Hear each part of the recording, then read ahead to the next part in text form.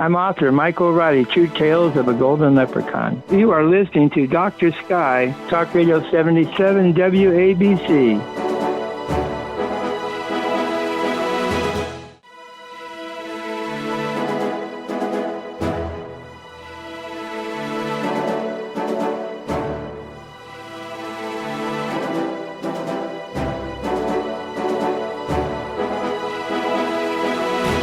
Welcome once again, ladies and gentlemen, to the Dr. Sky Experience.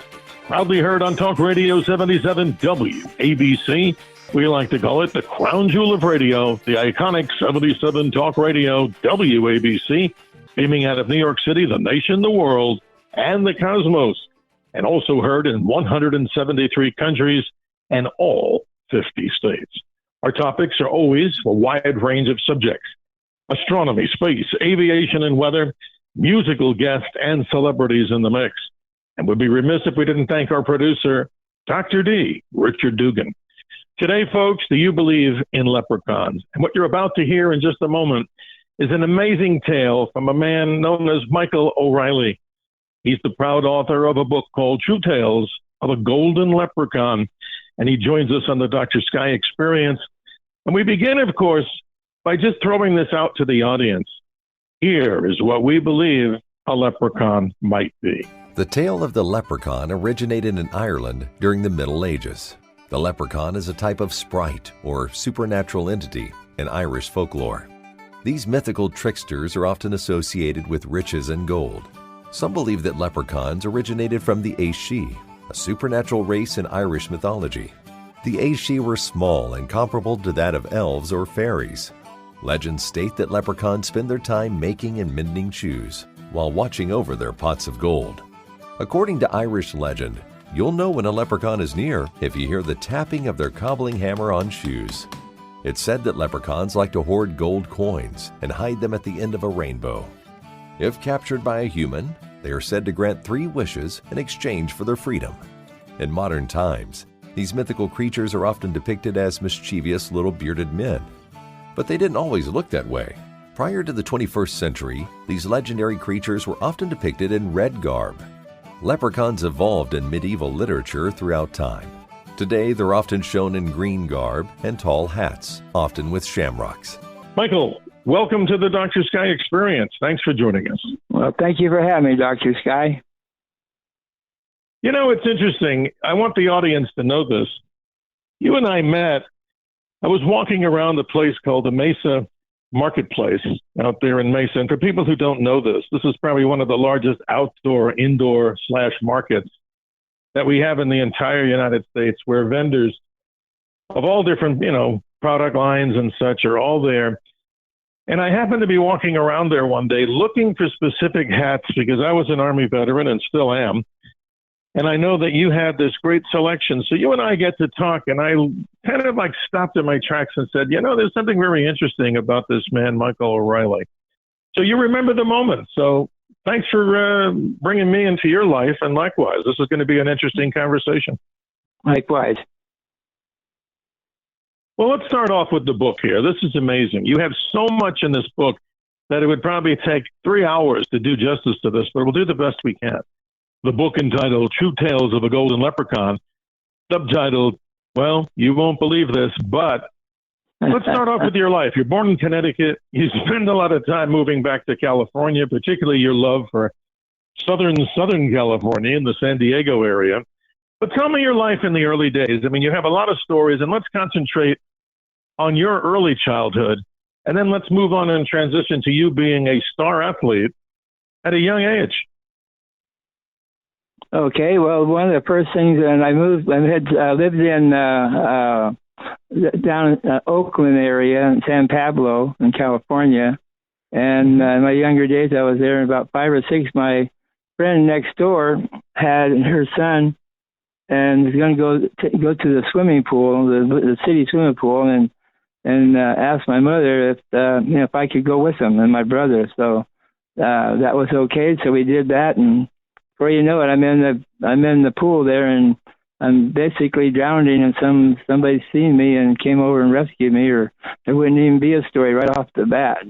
But anyway, we lived there in that area. Wow. Go ahead. No, I mean, this is interesting, Michael, because the premise of this book is saved by a leprechaun in so many instances of your life. Yeah, well, that's my first one. Yeah. That's my tell first us more one. about that. You almost drowned then, is what we're saying. Matter of fact, I would have if I didn't have someone come over there. What happened? The pool, I didn't know how to swim, so I'm holding on to the edge. So I finally was going to get out, and the steps weren't near me. So I just thought I was pretty athletic for that little guy like that. So I just turned my body up and tried to flip up on top, and there's a trough there where water flows through, excess water, and my foot got stuck in there, and I couldn't get loose, and I'm down in the water, and my foot's up high, and I'm taking water in, and somehow somebody, thank goodness, that could spot me and knew I was in trouble and came over and gave me a hand. Yeah, that was my first experience of being a leprechaun, being the luck that it takes to be one. Absolutely. Okay. Let's talk in just a moment about your athletic times. But I got a story that I want you to share with the audience, and I don't like to talk dark negativity, but you have it highlighted in the book called The Darkest of Times. Here you are getting this amazing 10-speed bicycle, and you're somewhere in an apartment in El Cajon. And it's very interesting, Michael. What happens as you're riding down this hill in dark clothing? I turn it over to you, Michael, to tell us the story, how once again you were saved.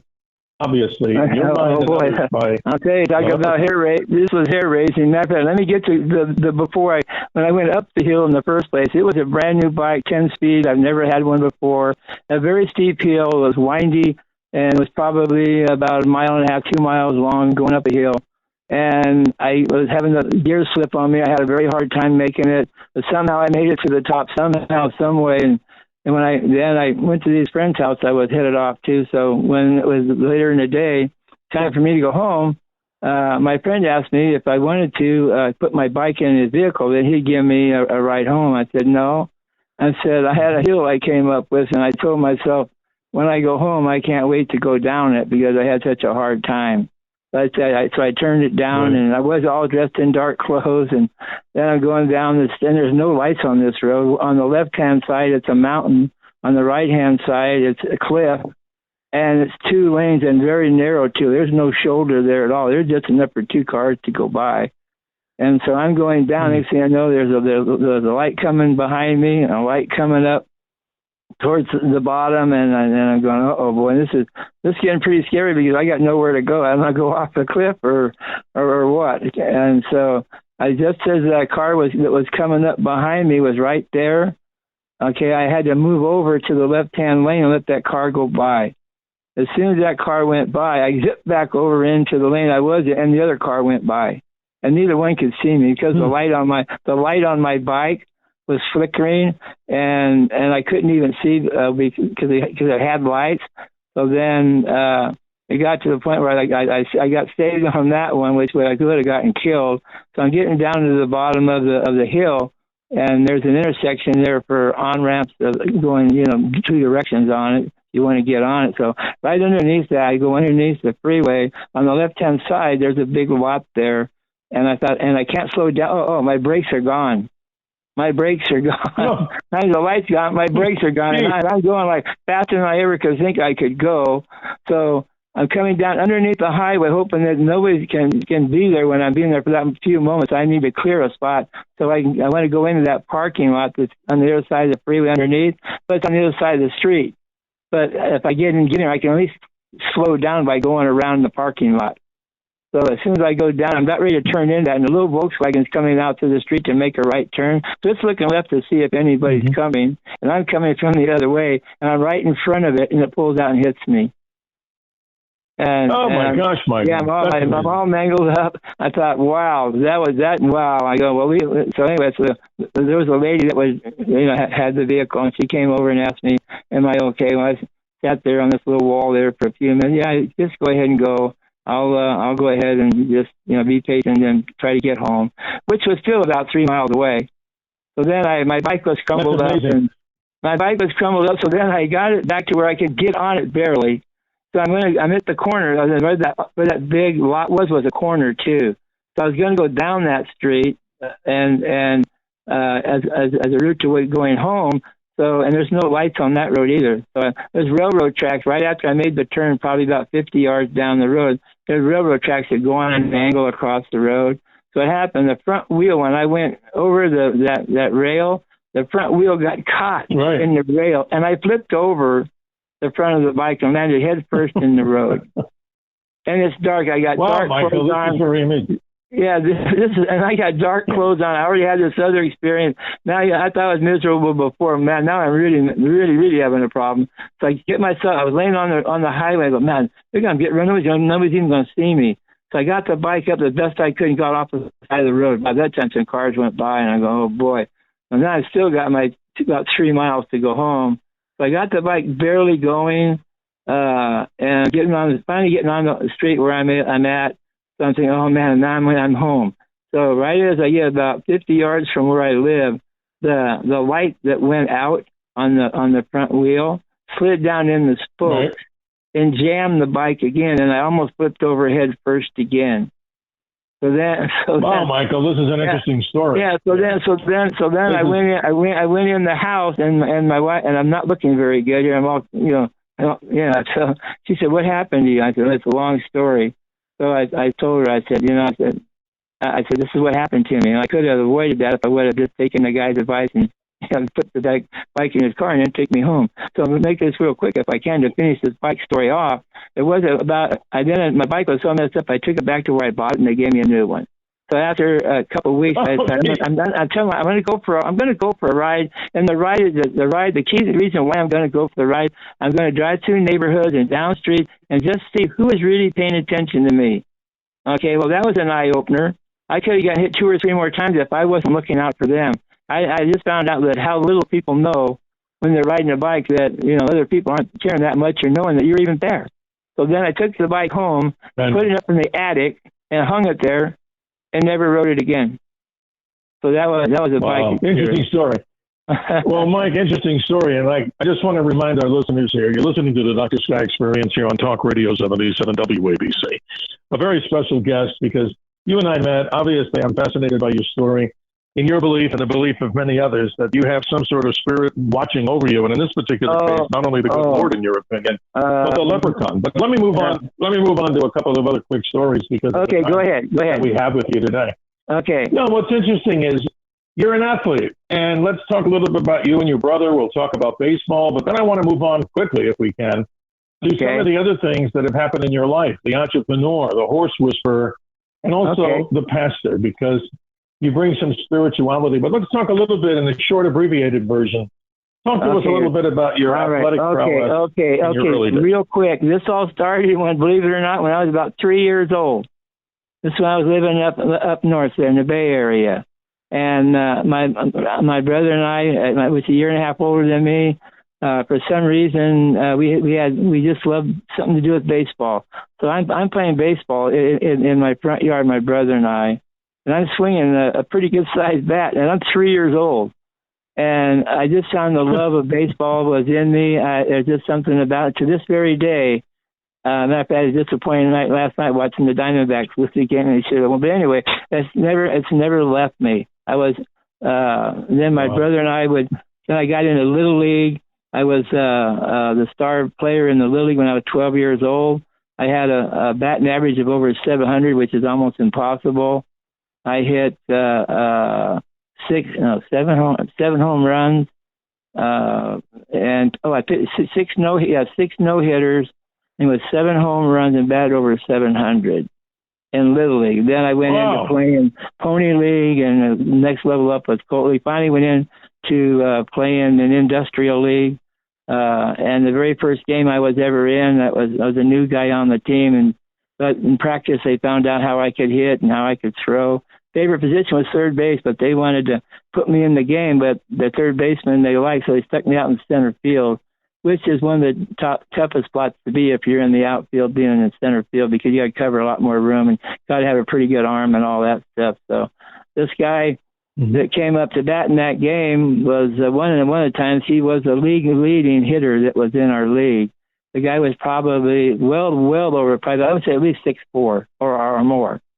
Okay, a big guy. Mm-hmm. So I'm out there in center field, and I heard how he's a guy could hit. And it was in a park, too, because of the ball game that we were supposed to be playing at. Our field was flooded. Somebody had left the water rain all night, so we called Parks and Recreation. They gave us a spot to play in this game in that park. So we're playing there. There's no fence. So then the guys got me out there in center field.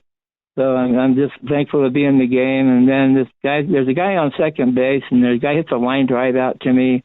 I run up and caught it on the first bounce, and I rifled it back into home plate, one bounce to the catcher, threw the guy out 15 feet before he wasn't even halfway home when the ball was. He was around the third base when it let go, and I nailed it right there into the catcher. And he goes out. So then when this batter came up, I would play him about 400 feet. If he's going to get a hit, he's going to get a short one. He can get a single from me, but I don't let him hit it over my head because he's going to round the bases, and that's going to be it. So I played him extra deep. So when he was up this one time, he swung, and I heard the crack of the bat from that far away. And all of a sudden, it was coming right at me. And I'm going running as fast as I can the other way. And the ball's not come down yet. I'm thinking, man, I'll be coming down any second. So I looked up for it. And when I could see it coming down, it was on the other side of me. So I spun around and dove out and caught it. And in the dugout, after that inning, the dugout. This is really a surprise. In the dugout, after that, when we got him out, I'm sitting there, and the manager from the other team, he came over to our doorway, and he said to somebody right near. They said, "Where's your center fielder at?" So they pointed to me.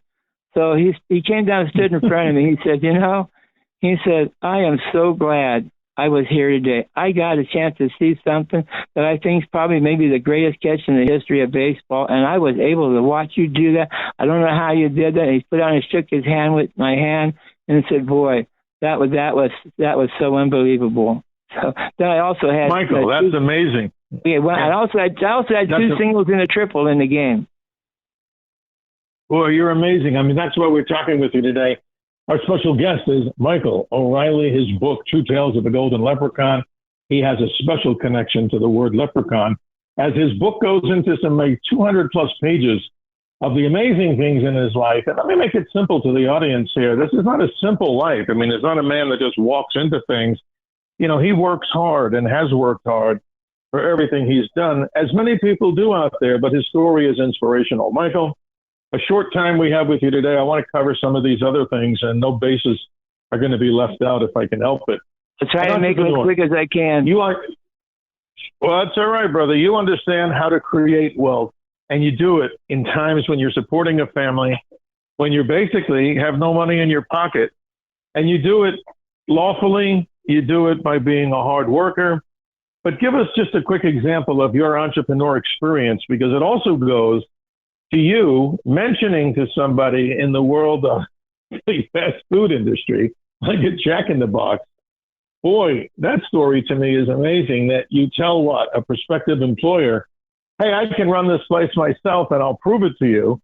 And obviously you're the one who comes out way ahead. What's the short version of you doing? I'll make that as quick as I can. We got home one night. My father was in the Navy. We got home at 2:00. My brother and I was working at Jack in the Box. I was working at another fast food restaurant. My car wasn't working. So my brother came and picked me up. We both got off about the same time. It's about 2:00. We get home, and all of a sudden my dad meets us at the door, and he says to the two of us, and I was going to college, taking 13 units also. I was either working or studying. Sleep wasn't part of the program. Anyways, my dad said, "You guys are leaving tonight."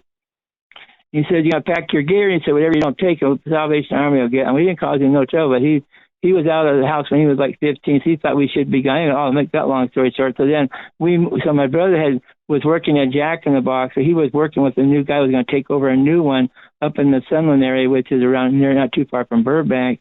And so we left about 3:00 in the morning. He said, "Well, drive up there, so I'll get you a job." So when we went there, the guy took my brother and made him the assistant manager right away, because my brother trained him. My brother was the one that trained him to have that Jack. That's how much he wanted my brother to go before this incident even came up, but that's why he was able to get a job for sure. But the guy didn't want to hire me. So then I told my brother, "Don't worry about it." So in Burbank, which is 2 miles away, so the next day I go to this Jack in the Box, and let's see about applying for a job. So the guy says, the owner's upstairs. So I go up there, walk in his office. He's got a big old desk, got Navy pictures all over the back behind him on the wall. And I told him, I said, I'm looking for a job. And so he goes, well, okay. And so he told me how much he was going to pay me. And I said, I can't work for that because I was running this restaurant when we left the house that evening. I was been managing that besides going to college. Okay, so I knew it was a lot harder to run that restaurant. Jack in the Box was easy. So I told him, I said, I can't work for that. And he said, well, I don't pay that kind of money. And I said, well, why don't you let me come in? And this was on a Thursday. And he said, why don't you let me come in tomorrow evening, and I'll show you what I can do. And I can back it up, and I think you'll be very pleased. So then he said, oh, that's a good idea. So at 5 o'clock that next evening, I show up, and the grill area is the most important part of it because everything basically comes out of there. And everything has to be done in the right way and fast and nice and all that other stuff. So he told me it takes 3 people to run that grill area on a Friday night, which is the busiest night of all the week. So then I told him, I said, I don't need them. How can I show you what I can do? I said, they'll just get in my way. And he kind of hee-hawed at me. I said, it takes 3 people to do that, I told you. I said, I don't need them, and I can prove it to you if you just let me do it myself. So he let me do it myself. Yes. So then I ran that all evening real quick. I never made one mistake.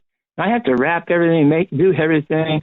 And so the next morning, he had me come in at 8 o'clock. So I went upstairs to see him. And back then they all have little badges with their name on it and whatnot. So I looked on the table. He had a badge and my name had my name on it, but also below it said assistant manager. He said, I'm paying you everything you wanted. He said, I'm still trying to get over what you did. You've never cooked a Jack in the Box burger in your whole life, and you ran that whole show last night. But he said, I still can't comprehend how you did that. He made me assistant manager. Only worked one shift, and there's only one assistant manager on the whole crew, and it's hard to be that. So my brother and I are both assistant managers. I had to do it the hard way, but yeah, I proved it to him, and yeah, it was quite a deal. Yeah. Well, that's interesting, Michael. So we're talking about the luck of the golden leprechaun, plus, a lot of sweat and tears and hard work and elbow grease. But this is amazing. But I want to kind of focus on this with the moments we have with you. This is an amazing story. And it seems probably a little different to many people that listen to this archive. And why are we doing this? Because I'm very impressed with when I met you, and I made a commitment to you that I would read your book, and I'm certainly glad I did, and send this out to the world because this is interesting. It's like when you get knocked down, many people give up. No, Michael O'Reilly gets back up. He has, in his opinion, and the opinion of many others, a blessing that some spirituality, or in the form of a golden leprechaun, is basically his guiding light in the background. Call it a guardian angel, call it whatever you want. But this is interesting, Michael. You also go on, and I'm doing a very short version of your life because the book goes into great detail. Sure. But you're involved in the horse world. This is fascinating, and I want you to take a few moments on this. It's interesting. You see horses, and if people don't bond with the horse, and I know nothing about horses other than they're beautiful, and I watch them when I see the Kentucky Derby every year. But here's my thing. If you're not the right kind of personality to understand the horse or bond with them, as many people do not do, you obviously have been described as the horse whisperer. And this is interesting, and not to gloat over this. What's that connection with you and horses? Because you've done so much. You've had thoroughbred horses, race horses. You've been in that big league, and you've taken horses that basically were mistreated, in your opinion, to turning them out to be horses that saw love and affection and actually were given the opportunity to perform and become real champions. Talk a little bit about that. Okay. The horses in my life were treasures to me. It's a part of my life that to do it all over again, a lot of money in it, a lot of this and a lot of that, and a lot of hard work. And I wouldn't trade it for anything. I still miss them to this very day, though I don't have any. But what I did is I did a lot of experimenting on how to have a horse understand the things I was trying to tell it. So what I did is I came up with many, many different ways to be able to ask a horse to do something that I'm trying to communicate to it to get it to do. Okay, and those things I did, I've done them. And they're faithful. I put the horse in, always in a classroom. I let them know that we're in class today, that I'm going to try and share something with you. Okay, and this being something when we're talking to a horse, not talking to another person, but I'm able to do that. I spent so many hours. I'm so blessed to.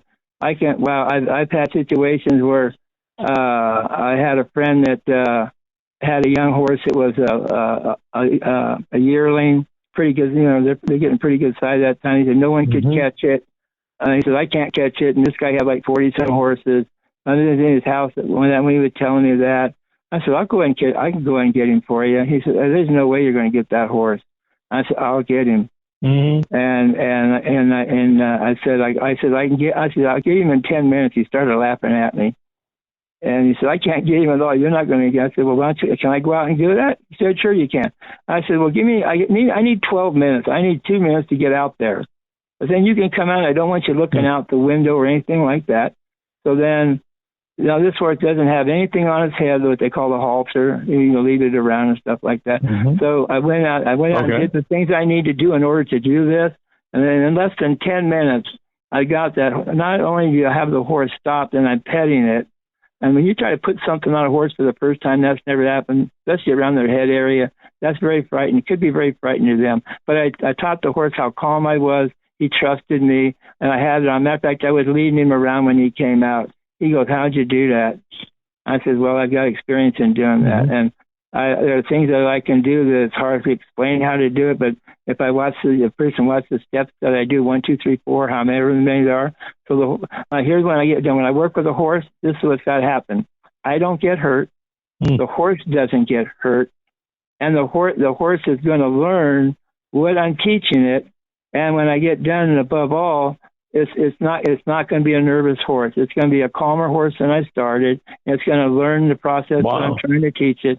And when I'm saying this, I think I'm one of the best that's ever lived doing this. There's a guy named. That's amazing, Michael. Yeah. Anyway, I love doing all aspects of the horses. I wouldn't change for anything. Yeah, they're wonderful. Well, Michael, this is interesting. Some people say it's very difficult, you describe in the book, and I have no knowledge of horses other than I love them, and I think, that obviously they're beautiful animals when they're well treated, and many of course, are not. And that's a shame, but here we go. You described how difficult it is sometimes to get a horse into a trailer, and I never realized that could be a problem for some horses, and you go into great detail, but in memory of the horse Gallant Victory, obviously your time with horses is very special, and that is some part of this interview that I wanted to highlight. But Michael, in closing, I wish we had more time. I just have a few more questions for you in this very, I think, interesting but short moment in time. Maybe we can do this again sometime in a longer format. Be wonderful. But the clock always rules. Yeah. No, I want to just mention a couple of other things. You have a special relationship with God. And I remember when you were there, you described to me and your pastoring and also all the things that are so important to you spiritually. And I think that's very important because in many people's minds, that's missing from a lot of the vocabulary, not judging people, but, in general. But obviously that brings you peace, that brings you who you are as you a man of God. And it's interesting that you have, now this is interesting. This gets into a different side of Michael O'Reilly. The website is simply comingtimes.org. And what can people find in that website, Michael? Because you've done an extensive research on one of the more interesting books of the Bible, as we talk about the book of Revelations and other things related to that. Am I correct? Oh, boy. Well, yeah, you basically are. That book was given to me by the Holy Spirit. The articles that are in that website, at first off, it I'll tell you exactly the day it started, where that website got inaugurated, was on Inauguration Day. No, it was on come on, Michael, the Election Day. And I sat back in my chair at 5 o'clock in the evening. I sat back in my chair. I'm not trying to say this or that, but I like Trump, and I'm not saying that bad about anybody else, but Trump was my guy. So I sat back in my sat back in my chair. It's 5 o'clock. There's no results had come in at that point, but I'm getting ready. I'm all excited for the evening to come. So I sat back in my chair, and the Holy Spirit told me, he said, Mike, So I want you to get a pad, and I want you to get something to write with. He says, and I have experience like in the horses and studying them. I study prophecy the same way. And the Lord told me, he said, I need to have your knowledge, Mike, that you have to use a benefit to other people. He said, I'm going to give you these things I want you to do. I want you to put together a message to take out to different ministers and preachers that will accept you, showing this to them and letting them have it. Okay. And then it said, this took about 2 hours. And so he also told me, he said, as far as the election goes, he said, he said, I know this is going to hurt you, Michael. He said, but I know how much you like Trump, but he said, Trump's not going to win the election. He said, I'm sorry, that's going to, he said, but he told me, he said, I don't need a strong America right now. He said, I don't need that. He said, my prophecies that I have to fulfill are about ready to take place soon, and the world's not set up for us to be strong at that moment. So he said, Biden's going to win the election. We're going to fall from power. We're not going to have the respect that we've always had. We're not going to be that country ever again. And that's where we are right now. Anyway, the website, it talks about that message. It starts off with that message. There's a thing called the rapture, which is God's next move for planet Earth. Okay, so it takes in the rapture, which is the gathering together of the saints to be caught up together to meet the Lord in heaven at a point when all this takes place in the blink of an eye, 1100ths of 1 second. So the moment that happens, there's a tribulation period starting at 7 years. 7 years, then there's a second coming of the Lord. All this was given to me. I'm doing for articles right now. I got one I'm looking at right now in front of me that I'm finishing up. He's always got me on an assignment, and I love every day I get up, I spend days with him. He's my all in all right now, and he has been for some time. Well, Michael, it's a privilege and honor to have you. Don't go away yet. I just want to quote something from your book that has always been one of your favorite, pieces of scripture. And it's from the book of Psalms, and I quote, "For he shall give angels charged over watching thee to keep thee in all thy ways." And the main consensus that I get out of your book is that you're blessed not only by the Lord, but also by the spirit of the leprechaun, and being a man who's proud of his Irish heritage. And obviously, everybody, you don't have to be Irish to appreciate this particular episode. But what I learned from you, Michael, is this is my summation from my side of the equation, that we grow up, we obviously have difficulties in our life, and how we handle those shapes our character in the future. And never give up. And if you're knocked down in something, or emotionally or physically, you get back up and you follow the path that you believe is right and righteous. And in your particular case, this book, Two Tales of a Golden Leprechaun, explains your opinions. And I certainly appreciate, Michael, you being with us today. His website, once again, ladies and gentlemen, is comingtimes.org. The book, Two Tales of a Golden Leprechaun, with a subtitle, you won't believe this, but Michael, stay on the line as we go to the hard break at the bottom of the hour. And that concludes this exciting edition, as always, as you tell us, on the Dr. Sky Experience here on Talk Radio 77 WABC, the crown jewel of radio, as we call it, heard in well over 173 countries in all 50 states. Proud to be part of this iconic Talk Radio 77. Dr. Sky reminds you in our other interviews, always remember to keep your eyes to the skies, your feet on the ground. And simply, I'm your navigator, folks, on the highway to the heavens as we move and talk with great celebrity guests and others in the mix. Thank you. Thank you for having me.